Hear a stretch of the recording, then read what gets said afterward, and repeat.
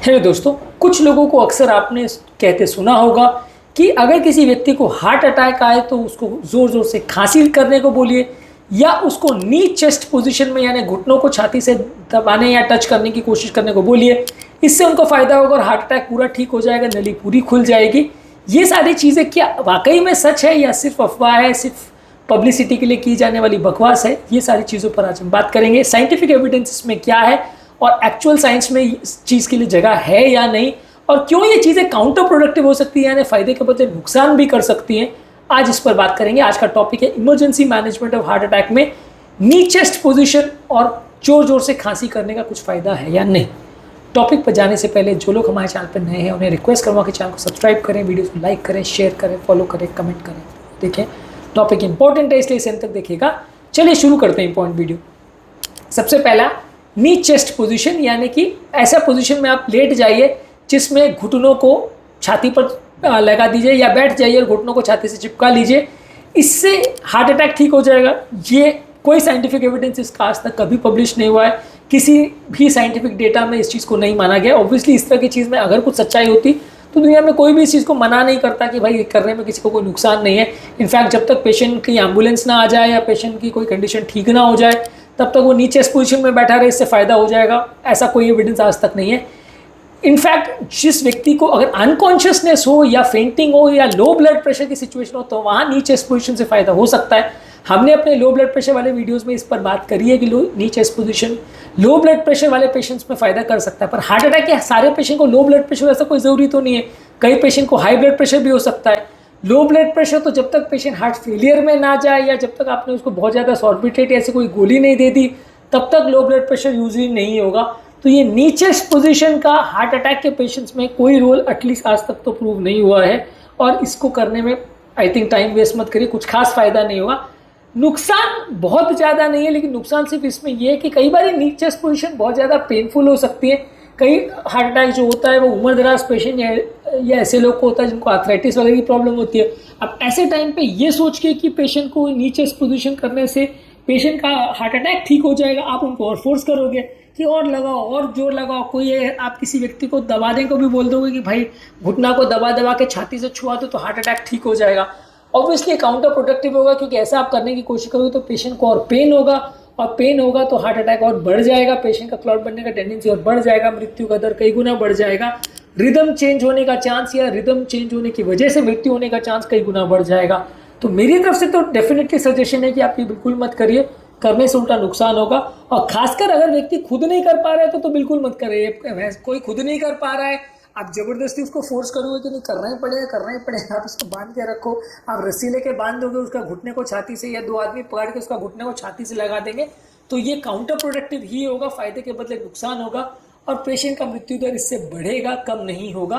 तो इसलिए ये जो लोग फैलाते हैं उनको खुद ही बोलिए कि इसके लिए क्या साइंटिफिक डेटा है, कौन सी किताब में आज तक ये छपा है या किस साइंटिस्ट ने इसको बोला है।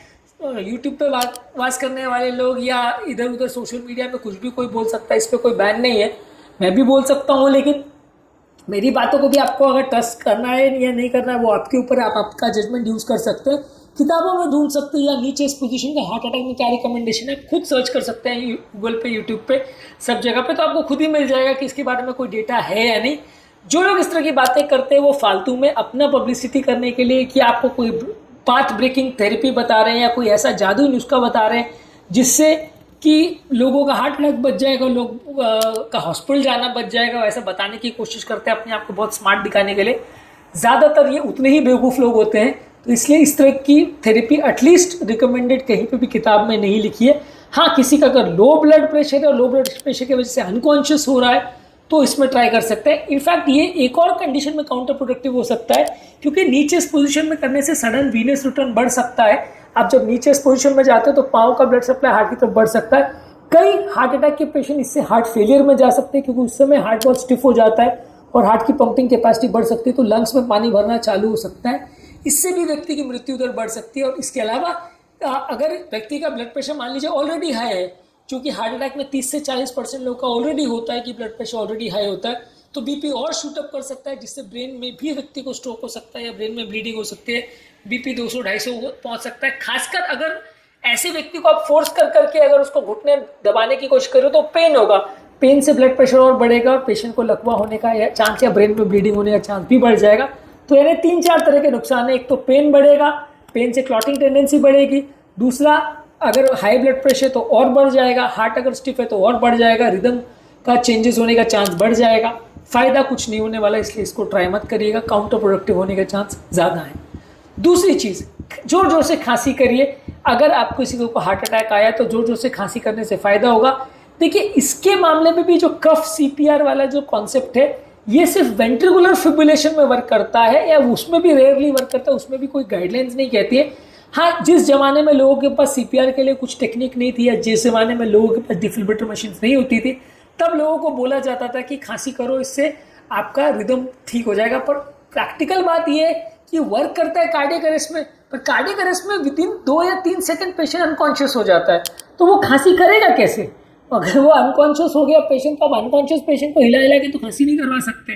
पेशेंट खांसी करने की अवस्था में ही नहीं होता ज़्यादातर, क्योंकि जब भी पेशेंट को कार्डियक अरेस्ट होता है, अरेस्ट और अटैक में फ़र्क है। अरेस्ट का मतलब ये कि हार्ट बंद हो जाना, अटैक का मतलब है नली बंद हो जाना। तो हार्ट अटैक में इसका कोई रोल नहीं है, कार्डियक अरेस्ट में इसका रोल है।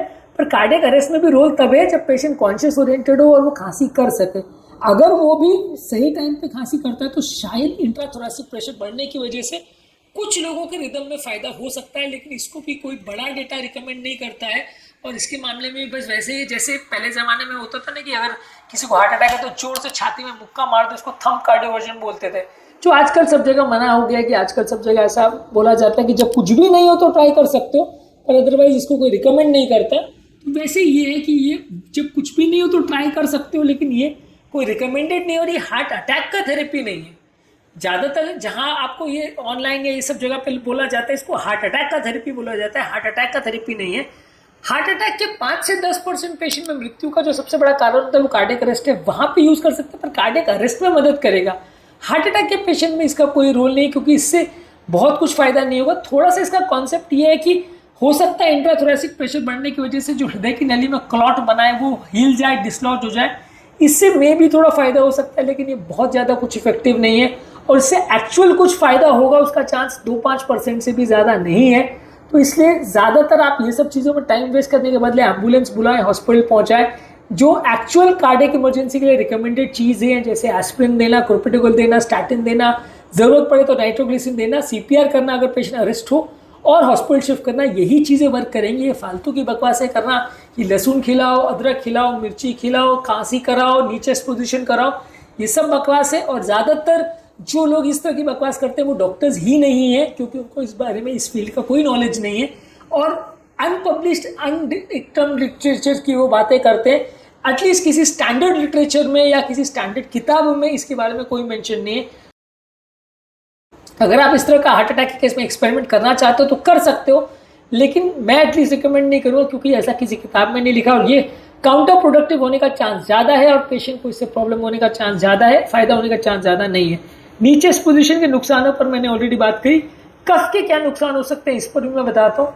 इसमें क्या चक्कर होता है कि मान लीजिए पेशेंट, एक तो उसको पेन हो रहा है, कंडीशन उसकी वैसे अच्छी नहीं है, उसको पेन हो रहा है, बर्दाश्त नहीं हो रहा, अनकंफर्टेबल हालत है। वैसे सिचुएशन में पेशेंट को काम करना, शांत रखना, उसके स्ट्रेस हार्मोन्स ना बढ़े, ये ज़्यादा ज़रूरी है। ऐसे सिचुएशन में अगर उसको बार बार खांसी करने को बोलोगे तो उससे 2-3 प्रॉब्लम हो सकते हैं। एक तो पेशेंट अनकंफर्टेबल हो जाएगा, यानी उसको बहुत ज़्यादा पेन होगा। कई बार खांसने की वजह से छाती का दर्द बढ़ जाता है, छाती की मसल्स खिंच जाती है तो और दर्द होता है, तो और पेन बढ़ेगा, तो और उसकी प्रॉब्लम्स बढ़ेंगी। इसके अलावा ये बार बार खांसी जो आप अगर पेशेंट को अगर करने को बोलते हो तो इससे कई बार ये भी होता है कि इंट्राथोरेसिक प्रेशर यानी छाती का प्रेशर जब बढ़ता है तो ब्लड प्रेशर ड्रॉप हो सकता है। और हार्ट अटैक के पेशेंट में ब्लड प्रेशर लो होना मृत्यु का सबसे बड़ा कारण होता है। ज़्यादातर पेशेंट में, खैर यहाँ पे हम बात करेंगे लंबे देर तक अगर ब्लड प्रेशर लो हो तो मृत्यु का कारण बनेगा। कुछ सेकंड के लिए, 1 आध सेकंड के लिए हो तो यूजली नहीं होगा, पर फिर भी इससे कुछ फ़ायदा नहीं होने वाला, क्योंकि इंट्राथोरेसिक प्रेशर बढ़ने से वीनस रिटर्न होना यानी पाँव से जो ब्लड हार्ट की तरफ जाता है वो स्लो हो जाएगा, तो हार्ट पर जो ब्लड पहुँच रहा है वो कम हो जाएगा, जिससे कि पेशेंट को हो सकता है लो ब्लड प्रेशर का प्रॉब्लम बढ़ जाए और उससे क्लॉट बनने का टेंडेंसी और बढ़ जाए। तो क्लॉट उससे हट जाएगा या नली खुल जाएगी, इसके चांसेस नहीं के बराबर है। क्लॉट बढ़ने के चांसेस उल्टा ज़्यादा हैं, और इनफैक्ट पेशेंट को सडन अरिथमियाज होने का चांस, पेन होने के चांस कंडीशन बिगड़ने के चांस, और अननेसेसरी आप पेशेंट को टॉर्चर कर रहे हो कि खांसी करो खांसी करो खांसी करो। पेशेंट को ये चाहिए कि उसको हॉस्पिटल को लेके जाए, जो दवा खिलाना है वो खिलाए। बार बार खांसी करने की वजह से कई बार ऐसा भी हो सकता है कि जो दवाई आपने खिलाई वो भी वॉमिट हो जाए। तो ये सारी चीज़ें इनफैक्ट काउंटर प्रोडक्टिव हो सकती है, फ़ायदा कुछ नहीं होगा। नीचे पोजीशन कहाँ कहाँ नुकसान कर सकता है वो हमने बताया। ये कॉफ भी क्यों नुकसान कर सकता है, क्योंकि तो पेन कराएगा, पेशेंट की दवा वॉमिट हो सकती है, इंट्राथोरेसिक प्रेशर बढ़ेगा, इफेक्टिव बहुत ज़्यादा नहीं है और पेशेंट को अनकंफर्टेबल करेगा, पेशेंट को आराम से रहने नहीं देगा, स्ट्रेस हार्मोन के लेवल को बढ़ाएगा, जो कि क्लॉट्स को उल्टा बढ़ा सकते हैं। ये सारी चीज़ें हो सकती है जब आप पेशेंट को अननेसेसरी खांसी कराने को बोलते हो। तो ये दोनों ही चीज़ें पूरी तरह से गलत है और ये दोनों ही चीज़ें एटलीस्ट साइंटिफिकली रिकमेंडेड तो नहीं है। जो लोग करते हैं आप उनसे पूछ सकते हो कि कौन सा डेटा है और कितने पेशेंट्स पर इसको एनालाइज किया गया है और कौन सी इंटरनेशनल गाइडलाइंस है जो इसको रिकमेंड करती है। अगर वो साबित कर सकते हैं और इस तरह की गाइडलाइंस लेके आ सकते हैं जहाँ पे किसी रिलायबल सोसाइटी जैसे American cardiothoracic society, European cardiothoracic society या इंडियन कार्डियोथोरेसिक सोसाइटी, किसी ने इसको अगर रिकमेंड किया हुआ है तो आप इसको मान सकते हैं। पर ज़्यादातर एटलीस्ट मेरे नॉलेज में तो ऐसी कोई भी गाइडलाइंस इन चीज़ों को रिकमेंड नहीं करती। हाँ, ट्राई करके देख सकते हैं, शायद फ़ायदा हो जाए, पर ये सारी चीज़ों से फ़ायदा कम नुकसान ज़्यादा होगा। ये सारी चीज़ों में टाइम वेस्ट बिल्कुल मत करिए। अदरक, लहसुन और ये सब चीज़ों पर हमने ऑलरेडी वीडियो किया है कि वो भी काउंटर प्रोडक्टिव है, वो भी फ़ायदा नहीं करती, उल्टा नुकसान कर सकते हैं। तुरंत हॉस्पिटल ही लेके पहुँचे, वही एकमात्र चीज़ है जो पेशेंट की जान बचाएगी। घर में फालतू की टोना टोटी करके अगर आपको लगता है कि आप पेशेंट को बचा के हॉस्पिटल जाना अवॉइड कर पाओगे तो ये आपकी भूल है। ज़्यादातर इससे आपके पेशेंट का मृत्यु दर कई गुना बढ़ जाएगा कम होने के बदले। उम्मीद करूँगा कि आज के टॉपिक में कुछ मिथ्स क्लियर होंगे, कुछ नई बातें जानने को मिली होगी। जो लोग हमारे चैनल पर नए हैं उन्हें रिक्वेस्ट करूँगा कि चैनल को सब्सक्राइब करें, वीडियोस को लाइक करें, शेयर करें, फॉलो करें, कमेंट करें, पूरा